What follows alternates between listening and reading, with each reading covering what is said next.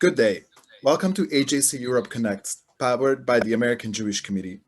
AJC Europe Connects is AJC's digital platform that enables you to engage with AJC's global expertise, content, and advocacy from wherever you are. We are delighted to be joined today by Lieutenant Colonel Reserve Avital Leibovich, former spokesperson of the Israel Defense Forces and currently the director of the American Jewish Committee office in Jerusalem, Israel. Avital Leibovich will be joined today by Dr. Sebastian Rejak, acting director of AJC Central Europe. After our discussion, we will take your questions. You may email your questions to ajccentraleurope@ajc.org or use the Q&A feature in Zoom. Sebastian, you have the floor. Thank you, Barnabas. And welcome back, Avital. The last time we had a webinar together was a few months ago, maybe even last year. So we're really delighted to have you with us today to talk about something of huge importance. We have a new government in Israel, and it's just about time to try and shed some light on the situation in Israel. So I'd like to start with my first question, which is about the possible differences between the last election, the last campaign. Israel has had 4 elections in just 2 years. In 3 of them, Benjamin Netanyahu was able to form a government coalition, but not following the last one. So was the last election campaign much different than the others? Were the outcomes much unlike the other 3, or was there anything else in domestic or international politics that made chances higher for the opposition to form a government? Avital. Yeah, thank you first of all for having me again. It's really a pleasure to speak to you from Tel Aviv, Israel. Finally, we have a government, right, after 2 years of recurring elections. And I want to tell you a few interesting facts about this new government and how we got to this place.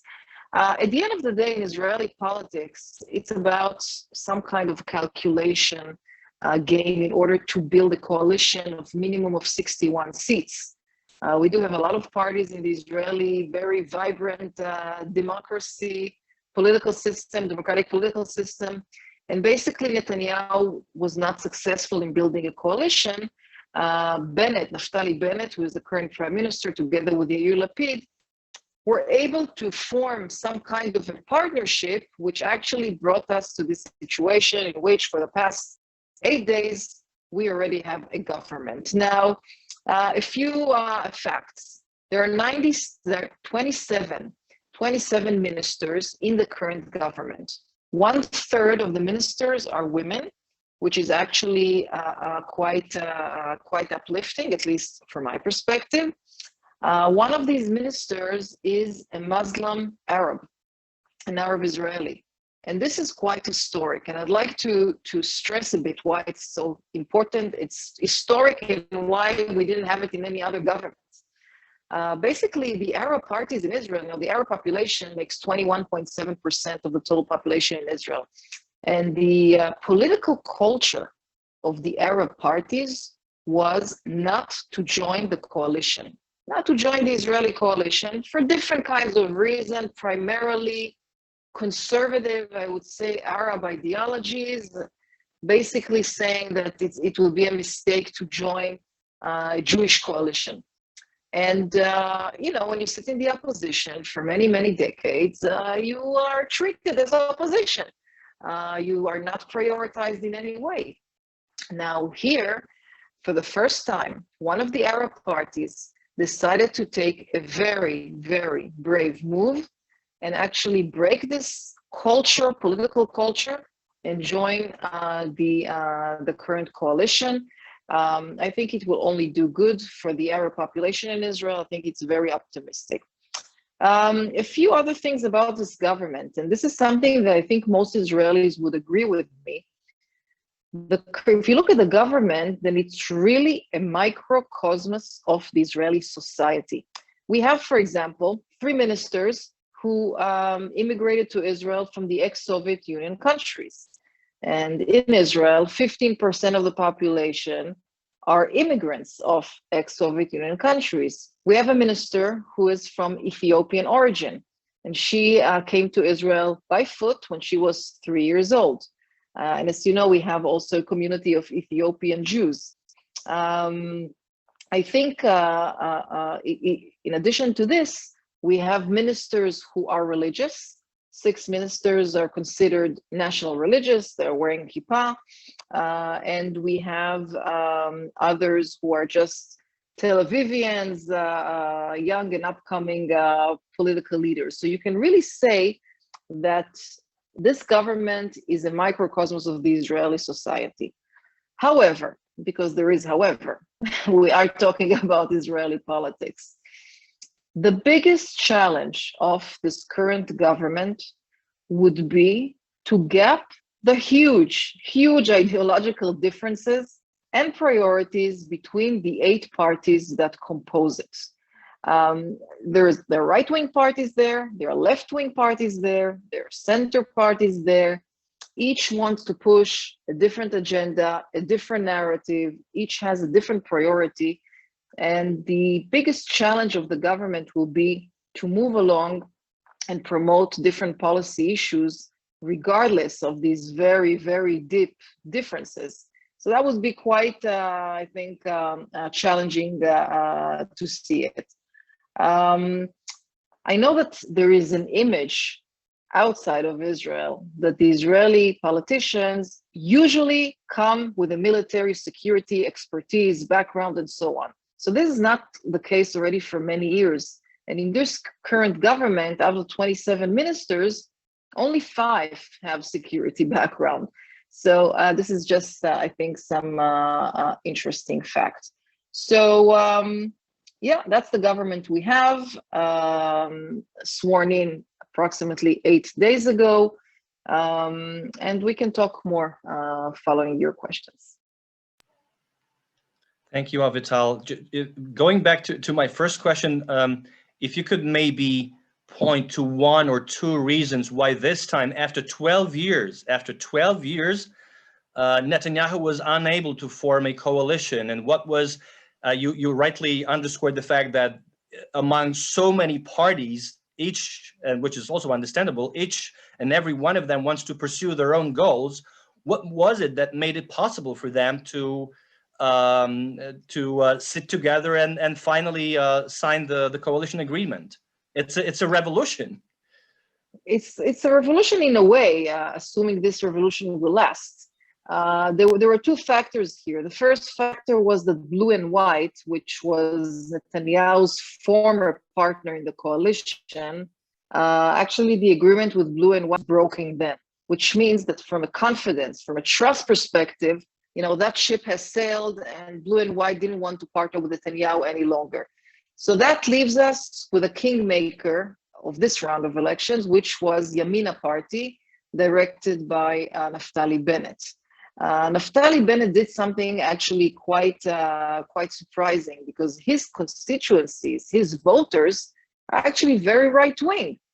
These are people who would never vote for a left party like Meretz or an Arab party, and some of them, or I would say at least 50% of them, are actually accusing him of betraying them, betraying the party's ideology, the direction. You know, they're saying, we voted for a right-wing party, but we got this kind of weird, odd combination of left and right. So Naftali Bennett actually was the main reason that this government was able to be formed with such a coalition. He will be prime minister until August 2023. And then Yair Lapid, his partner, will substitute him. This is an Israeli invasion called the political rotation. We only have it in Israel. In the meantime, Lapid is the foreign minister, and when he will become prime minister, Bennett will be the foreign minister. So that's where we are at right now. Thank you. And yeah, so in every coalition government, we know that very well in Central and Eastern Europe, there has to be a number of issues that the parties simply share on their list of priorities. With so many different parties, what would be the issues that they share? I understand that this, and many people the world over imagine that sometimes you need a negative factor. So to what extent is this coalition simply an anti-Netanyahu, anti-Likud coalition? And to what extent is there a positive agenda, be that economy or taxes, social cohesion, that keeps the parties for now together? Okay, so the change factor, that belonged to the campaign. The campaign period, these parties call themselves the changing political camp, because they did want to change Netanyahu. But right now in the government, we need to look at the priorities of the current government. And if I'm looking at the issue, for example, of international affairs, and I'm asking, what are the challenges? What are the immediate challenges of the current government? Then I would like to point towards three challenges. The first one has to do with the U.S.-Israel relations, which there is no doubt it's clearly a strategic and very important relations. The U.S. is considered a close friend of Israel, and this did not change with the new administration, which is a very important factor. However, we do see some trends, I would say alarming trends among the Democratic Party in the US. And this is something that the new government will need to face, will need to deal with, will need to even strengthen the relations with the Democratic Party. Of course, because Israel needs to continue and maintain its bipartisanship. The second issue actually has to do with our audience today, I believe, which is the EU. Countries. I think it's very important for the current government in terms of international relations to continue and cherish and nurture the strong international relations that Israel has with the EU. The EU has been Israel's largest trade partner. There are many projects which are being done together. I would say that many countries today have even stronger relations with Israel than they did in the past. And if I just look back 3 weeks ago to the operation that we had in Gaza, we had here visits of 4 foreign ministers from the EU in the middle of the operation. If this is not showing support, I don't know what is. But definitely the government will need to invest in that. And the third challenge in terms of international relations of the government, I would say, is rebuilding and rehabilitating the relations with our neighbor, Jordan. It's not a secret that in the past 3 or 4 years, the relations have deteriorated.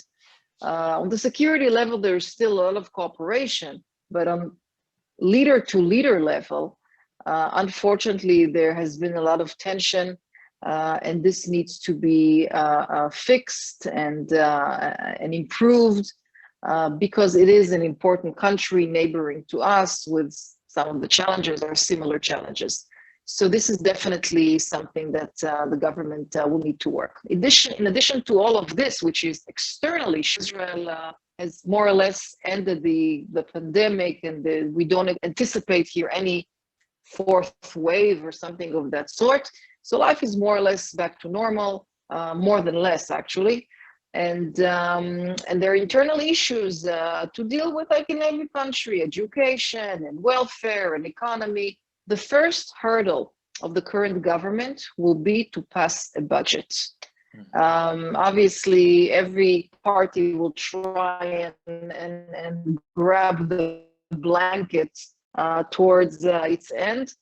And it will be challenging. It will be challenging to pass the budget. Israel has been running actually off a budget of 2019 for the last 2 years, because when you have a transition government, you can't really legislate a proper budget. So this will be the first challenge for the government.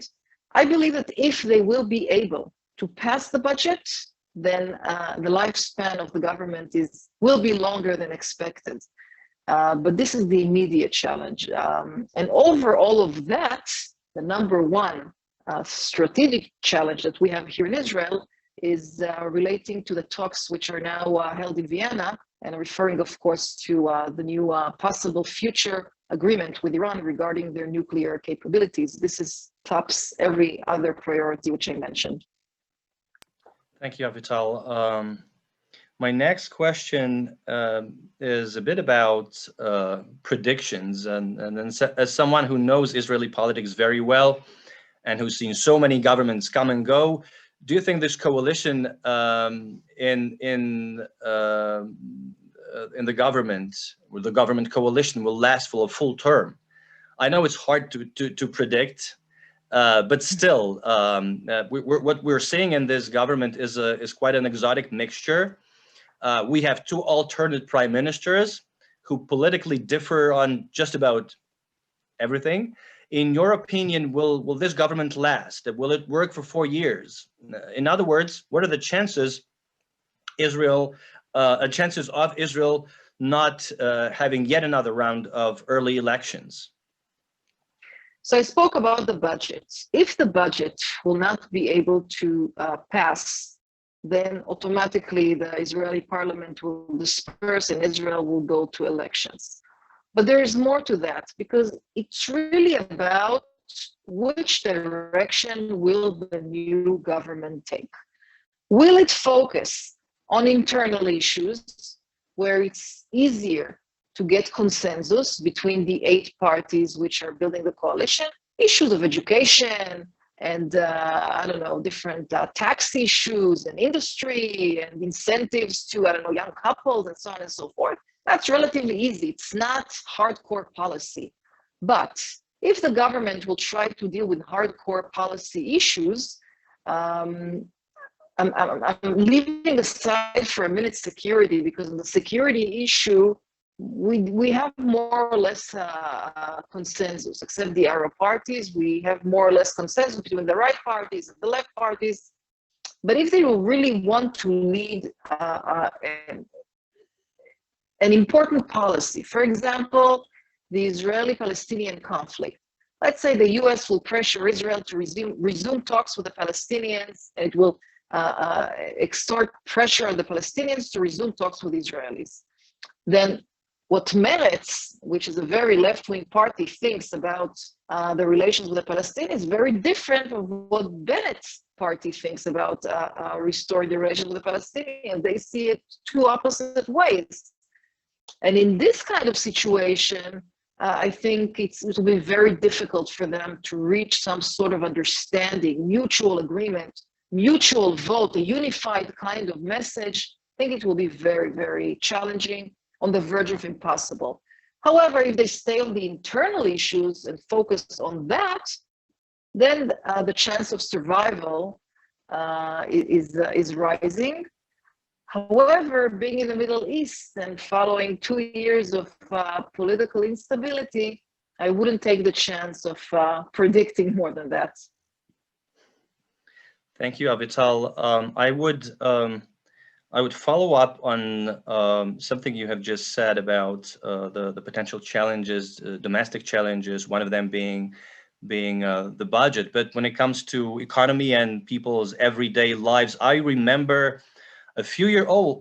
quite a few years ago, there were protests in the streets of Tel Aviv and elsewhere because that was not the only reason, but a lot of people, prices going up for groceries, including cottage cheese. I remember my friends talking about that.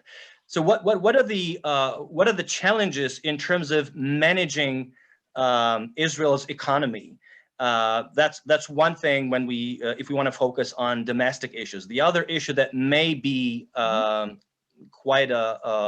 may cause quite an animated debate within the government is the question of religious students and the kind of privileges that they have.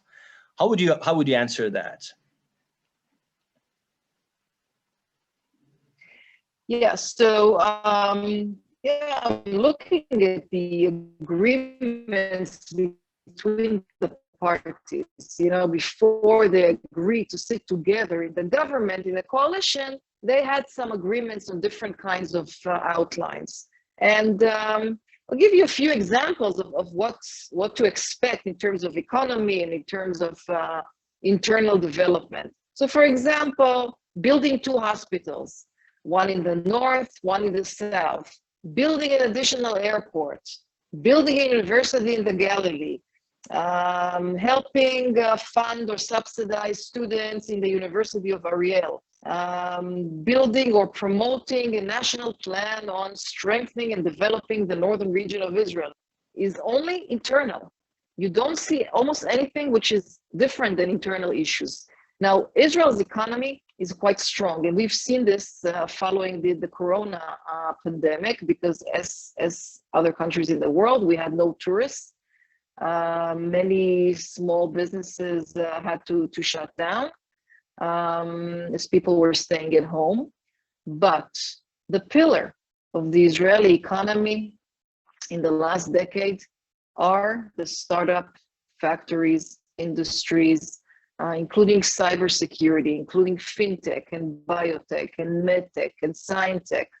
And this is quite important, because today, even following a year and a half of pandemic, the economy here is pretty good. It's pretty good, especially compared to other countries, Western countries, European countries.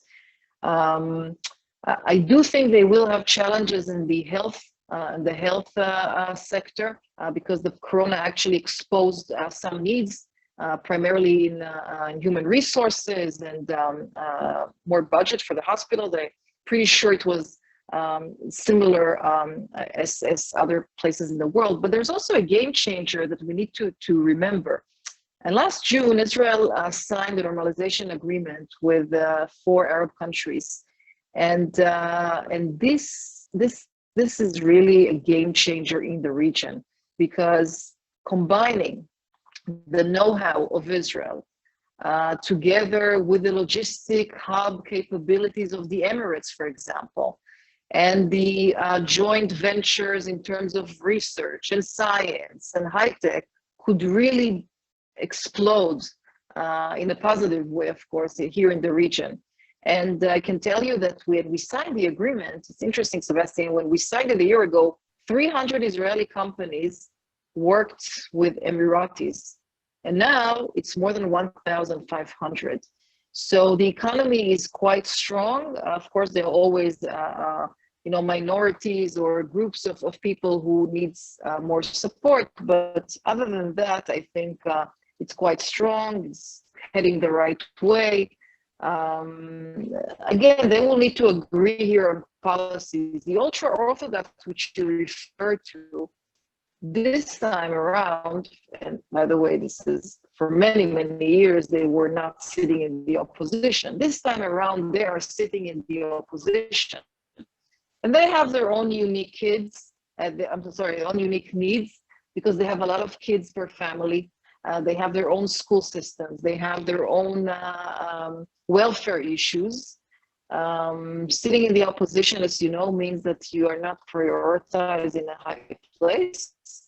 However, Bennett, the current prime minister, said that he intends to take care of all the different populations in Israel, including those who are not represented by the coalition.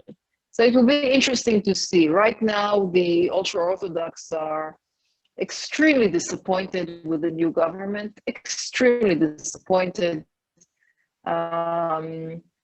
You hear some of the politicians, the ultra-Orthodox politicians, the way they speak or refer to the politicians in the coalition as if they're not Jewish or if they're not up to their Jewish values.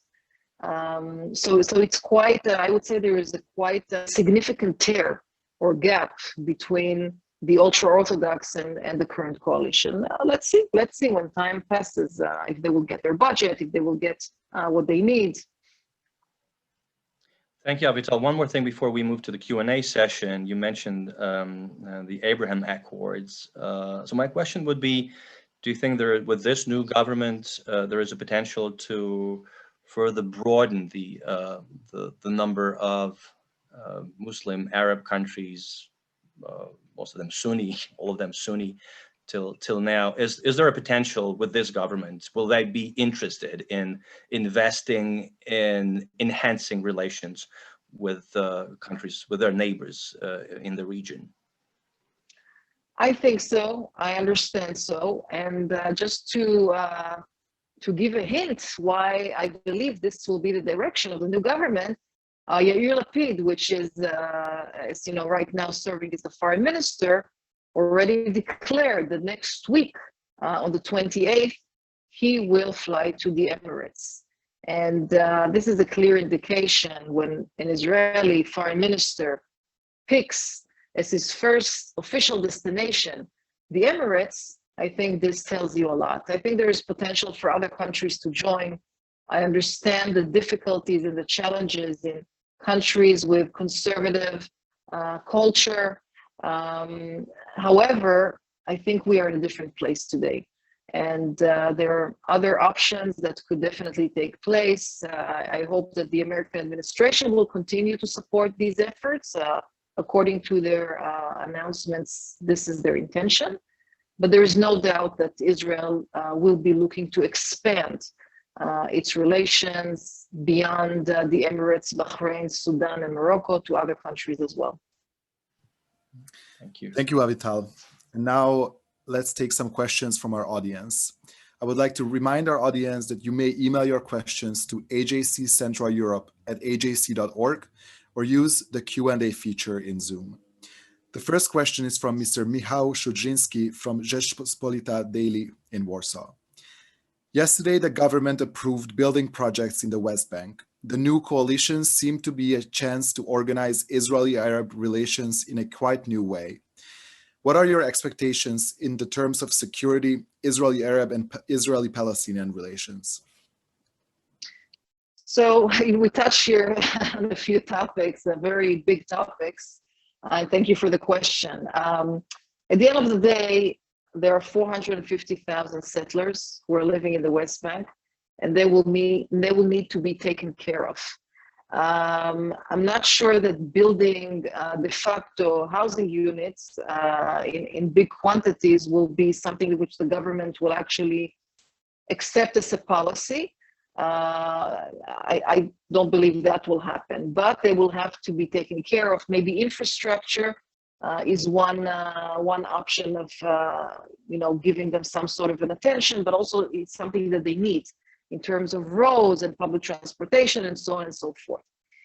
The Arab Israelis actually is a different story, because following the operation in Gaza, we were witnessing waves of violence in mixed Arab-Jewish cities in Israel.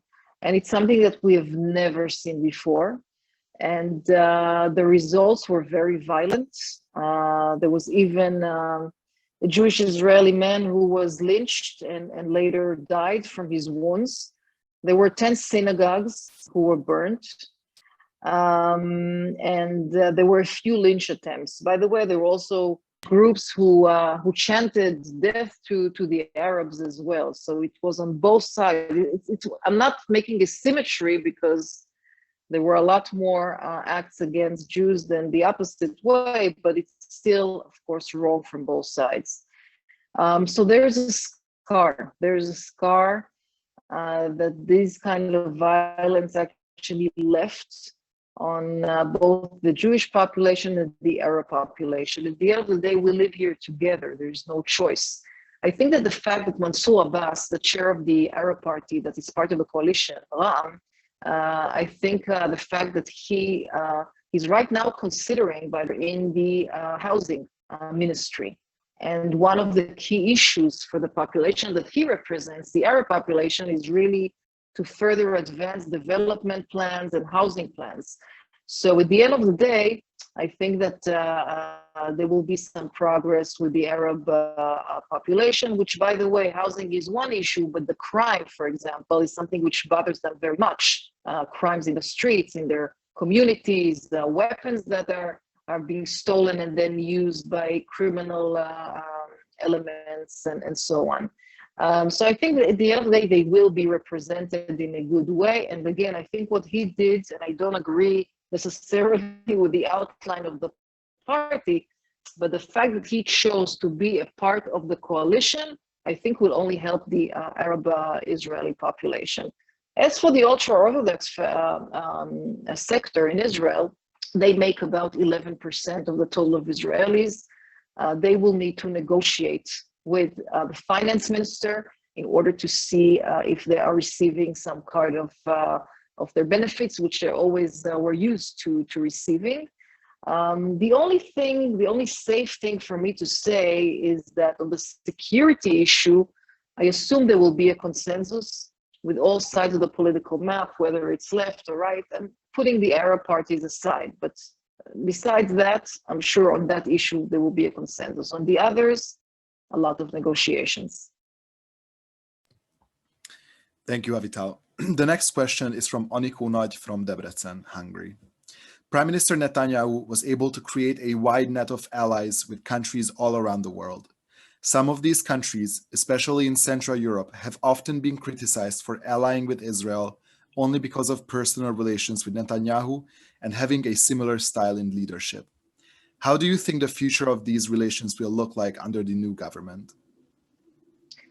Look, I think that Israel has so much to offer, regardless of who's the prime minister. Israel is a huge hub of cybersecurity, is a huge knowledge base of security, defense, counterterrorism. It's a huge source of knowledge and expertise on issues relating to the home front command, as well as agri-tech, as well as biotech. I mean, if we just take the COVID year, there were 80 places in Israel, whether it's research centers or factories or different kinds of companies who were working on elements of producing a medicine for corona. There are 80 of them just in a small country like Israel. The Israeli inventions of, I don't know, last 40 years are pretty much in everyone's house. So there's a lot more to offer than just some sort of bilateral personal relationship, which I think it is important at the end of the day. At the end of the day, you know, it's trust between leaders and so on, but there are also different working levels. So I don't see, or I don't expect to see any deterioration in these relations. On the contrary, I think we're strengthening our relations with many, many countries in the world. And if I'll just reflect for a minute on the year of the corona, the number of ministers who came, foreign ministers from all over the world who came to Israel in the middle of the pandemic was 17 in 1 year, 17 in 1 year. So I think we are in a different place. And I think that, again, if I'm referring back to the operation in Gaza, there was so many European capitals which decided to honor Israel and light their institutions and monuments in the colors of the Israeli flag, blue and white, as a measure of solidarity. I think Hungary was also one of them. So we are in a different place today. We have a lot to offer to the world, and the world is coming to us, to Israel, to learn. Thank you. The next question is from Henrik from Antwerp. How does the Israeli Arab community relate to the Arab Party in the coalition? Do they really represent the Arabs in society? Do you think the recent clash in May and violence in a few cities in Israel between Jews and Arabs may have affected the negotiations? A great question. It's a great question because if we're monitoring the voting trends among the Arab population in Israel, we immediately see that there is a crisis between the Arab voters and the politicians, because Israel is a very political-oriented country. Most of the people here are very much involved politically. If you sit down for a meal at night with friends or family, automatically, immediately, almost immediately, the issue of politics will be on the table. So the average voting rate in Israel is close to 70%, which is, I think, quite high compared to many other countries. Just to compare it to the States, for example, it's 50%. And the Arab voters were around 64%, something like that. And around 60, 64, something like that. And in the last elections, this actually percentage dropped significantly. And this is a clear indication of the lack of confidence in the Arab politicians. Basically, the Arab voters said, you are not really representing us. You were in power for many, many years, and you didn't deliver. You didn't deliver. And there is actually a problem because the Arab politicians often take their kind of role as speaking on behalf of the Palestinian people, although they're Israeli citizens, they're not Palestinians. But they are always commenting and representing and speaking about the Palestinian cause. When at the end of the day, if you're an Arab Israeli, you don't care about the Palestinian cause. I mean, your immediate attention is to putting food on the table, to good education, to good public transportation, to infrastructure, and to a good job. That's it. And then comes everything else. So this all led to, I would say, quite a mistrust between the Arab voters and the Arab Party. The current minister who is leading the party is part of the coalition, the Ram party, the Arab party, only received 4 seats. So he was quite marginal as well. It almost didn't make it to cross the threshold. It's quite an historic move. It will be interesting to see if the Arabs will support this move, or will they see it as a betrayal? My feeling is that if additional budget will be allocated to the Arab Center, as well as different kinds of budget to other projects, I think there is a good chance that the Arabs will support this kind of historic move. Thank you, Avital. The next question is from Petr in Poland. The US is re-entering JCPOA. This is probably not an ideal scenario for Israel.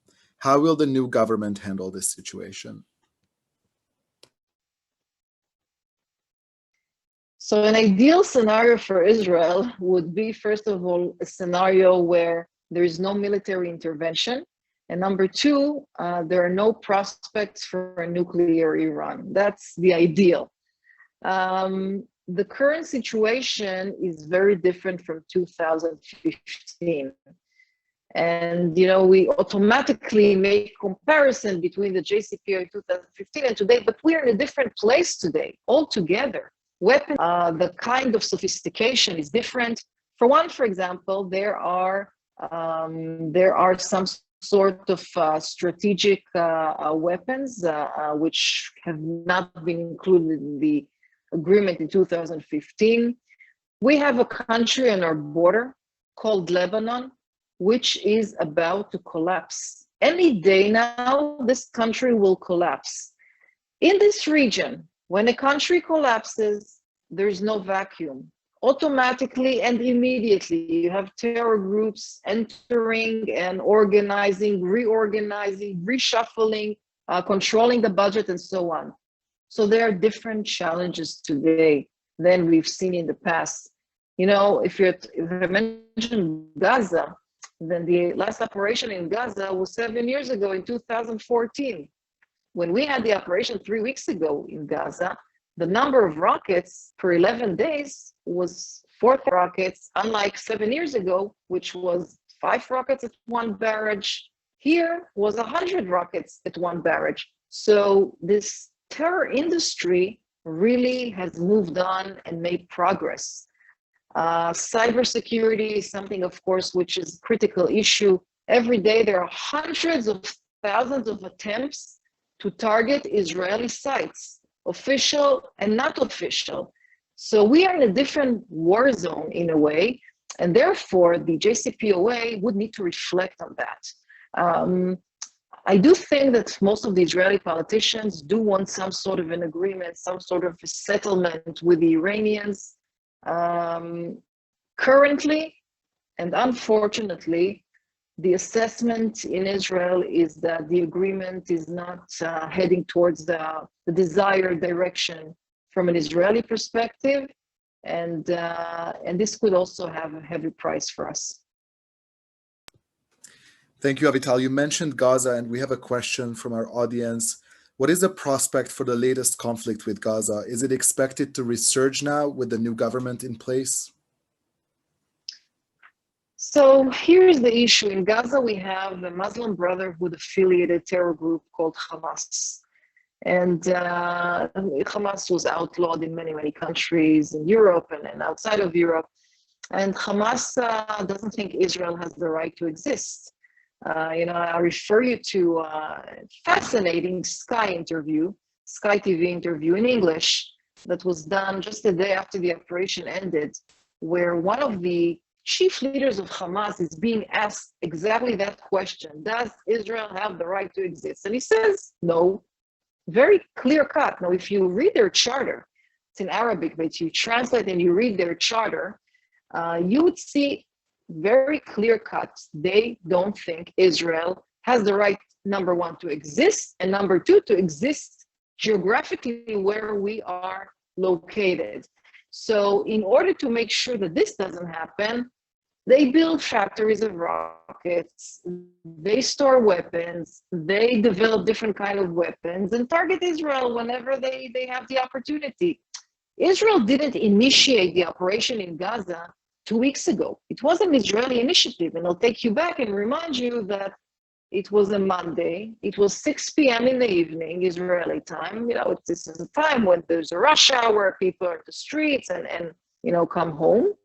And then a barrage of rockets toward Jerusalem and the vicinity out of nowhere. And then Israel answered, retaliated, and there was a tit-a-tat, and that's where we were for 11 days. So Israel is usually, most of the times, is not the initial, but there is also a background issue here, which we need to understand. After President Biden was elected, the chair of the Palestinian Authority, Abu Mazen, declared that the Palestinian Authority are going for elections. And this was, like a huge surprise, because since 2006, they did not have elections. And in Israel, we began to think and try to contemplate what exactly is the reason behind this kind of declaration of going to elections. And the only reasoning we could find is that it's trying to send some sort of a signal to the new administration in the White House. Hamas, for Hamas's perspective, this could have been a great opportunity to influence the West Bank. Hamas planned to have a coalition with Abu Mazen's party, with Fatah, and through this coalition, build itself and strengthen itself in the West Bank. Now, this did not happen, as you know. A few days before the elections, Abu Mazen called the elections off. The reason why he called it off, by the way, is that according to polls that Abu Mazen held, he understood that he will not win. And because he has done this already in the past in municipal elections, for example. So he called off the elections. By the way, Israel was blamed, of course. Israel was blamed by, according to the official Fatah statement, was Israel did not agree for Palestinians in Eastern Jerusalem to vote and for Palestinian prisoners to vote, and therefore they called off the elections. In reality, by the way, Israel never gave an answer, not a negative answer and not a positive answer, but it was a good way for the Palestinians to climb down the tree. But we were left with a very angry Hamas party, angry and was searching for a way to link their influence to the West Bank. And therefore, the issue of Jerusalem is always an escalating fact. Because in Jerusalem, there is a holy mosque called the Haram al-Sharif, or Temple Mount, which is third in its importance to the Muslim world. Jews are not allowed to pray there, only to visit on certain days. However, Muslims are allowed to go there every day and pray. But in order to incite, it's always easier to spread a rumor that Israel is trying to control the area, or different stories that we've seen that in the past. So Hamas made a link and basically fired the rockets to Jerusalem with a very simple message. Hamas said, we are the resistance movement. We are protecting Jerusalem. It's because of us that Jerusalem will be protected. And this is how we started this current round. Right now, we're in a very fragile period. Right now, there is a period of ceasefire. And And as you know, ceasefire can really end any minute that we speak. There are negotiations with the Egyptians, which are mediators. This is very important. The Egyptians are mediating. And on the one hand, there's an Israeli group. On the other side, there's Hamas group. And there is a very basic condition by the Israeli government, and that is that Hamas will return the 4 Israelis who have been abducted by Hamas in Gaza 7 years ago. There are 2 soldiers who, by the way, were abducted during the ceasefire period in a Hamas tunnel. We also have a Muslim man and an Ethiopian man who probably some mental issues. They crossed the border. Obviously, there's no Red Cross visits or anything of that sort because this is Gaza and this is a terror group. So this is a very basic condition from Israel's perspective. I do hope the talks will continue because sitting in shelters for 11 days wasn't something that we wanted to be in that position.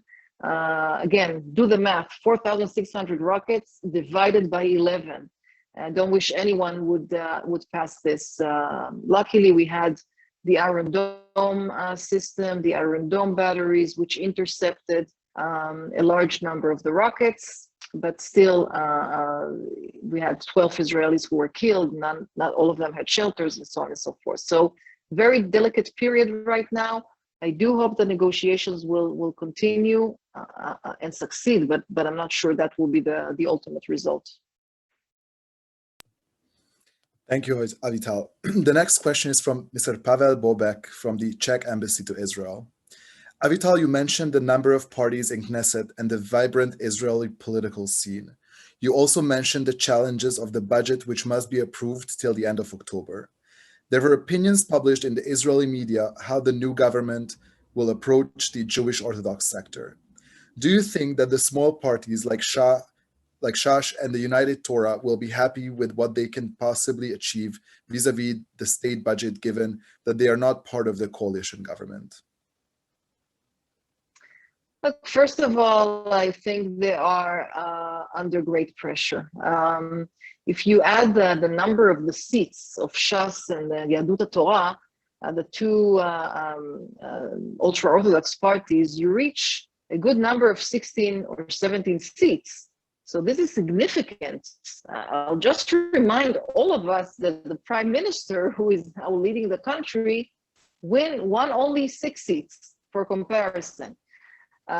So they have significant power if you add the 2 parties. But sitting in the opposition, it's a huge threat for them. I think that the new government will do wisely if they elect a POC for the ultra-Orthodox sector. I'm not sure that all the politicians will be welcomed in the same manner by the ultra-Orthodox parties. For example, Avigdor Lieberman is considered almost an enemy to lead some liberal religious moves, and including conversion to Judaism, something they will never accept and never hear of. So I think the way to conduct the relations with the ultra-Orthodox parties, which again, they're in the opposition, so of course, they don't have significance like they did before.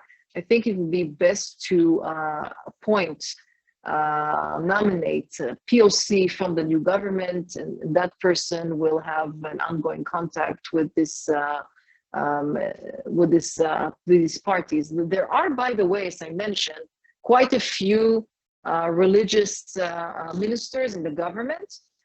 Some of them will be accepted by the ultra-Orthodox, and this will be the only way to go. At the end of the day, nobody wants here huge demonstrations of ultra-Orthodox blocking the streets in Jerusalem and I don't know where, setting garbage cans on fire and then protesting. We do need stability. We do need the Israeli economy to be fully back on track. And this is not something the new government will want to deal with. So dialogue will be above all. And again, they will need to appoint someone to do that. Thank you, Avital. And our final question from our audience is about religious freedom and equal treatment from Lana from Bratislava about women's rights. What will this government say if we have, again, women of the wall demand equal rights of access to the Western Wall? So there are a few open issues. The women of the wall is not necessarily women's rights, because in Israel we have full women's rights, obviously. If you take the army, for example, which is the biggest institution in Israel, then 94% of all jobs in the military are open for women. So we do have women in many senior positions. Of course, there's more that can be done. And I mentioned that 1/3 of the ministers are women. Of course, I would love to see 50% and not 1/3. But the issue of the women of the wall has to do with religious and state and religion.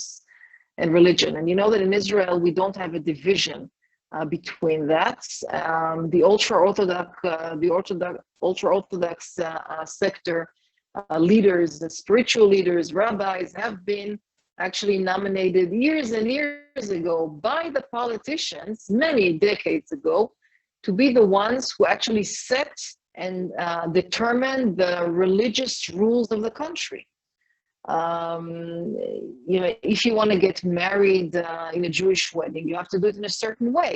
If you want to get married in a civilian wedding, then you can fly to Cyprus and go to the municipality there and have a registration kind of ceremony. So it's very different. If you want to be buried here, you can do it in a Jewish way according to these ultra-Orthodox rabbis and authorities. And this power actually is the political power that was given to the ultra-Orthodox years and years and years ago, many decades ago.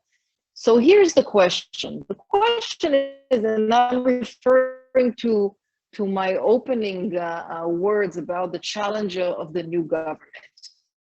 Will this new government choose to deal head-to-head with major policy issues? Because the women of the wall, or really the division between state and religion, is something which is really a change of policy. For example, if I have a restaurant and I want to have the restaurant declared as a kosher, what about if my restaurant will be kosher but under different rules? Will that work?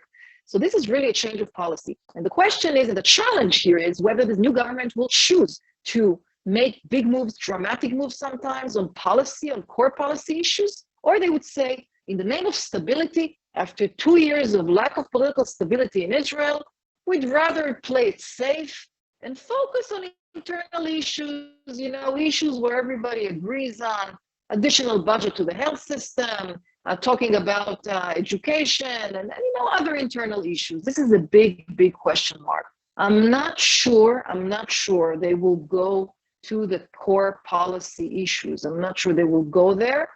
I'll tell you this, if they stay more than a year, if they will be able to politically survive more than a year, the chance they will deal with some policy issues, core policy issues, will increase then. Thank you so much, Avital. Thank you. I can't find the right words to really tell you how we appreciate your presence here and your sharing your knowledge and experience. And we could not only learn a lot about this new government, about the negotiations, about the challenges and opportunities and that the government will be dealing with. We also could find out that we could learn that there are about 80 sites, 80 institutions in Israel that have contributed to fighting the pandemic. And it also tells a lot about what Israel as a country, we talked just minutes before we went live about vaccinations, and you said you got your second shot in February, and I got mine only last week. This tells us also a lot about Israel, that will continue to be a leading political entity in the Middle East, and a leading country when it comes to high tech and highly developed industry. Thank you so much, Avital. We very much hope to have you sooner rather than later. I also want to thank Barnabas Turai, who is our political outreach officer, whose voice you could hear throughout this briefing. Barna, you have the last word. Thank you, Sebastian, and thank you, Avital, for this fascinating conversation. The recording of this briefing will be available on the YouTube account of AJC Central Europe.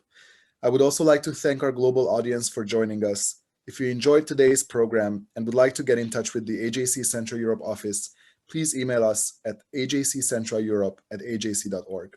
Thank you and goodbye. Thank you. Bye-bye.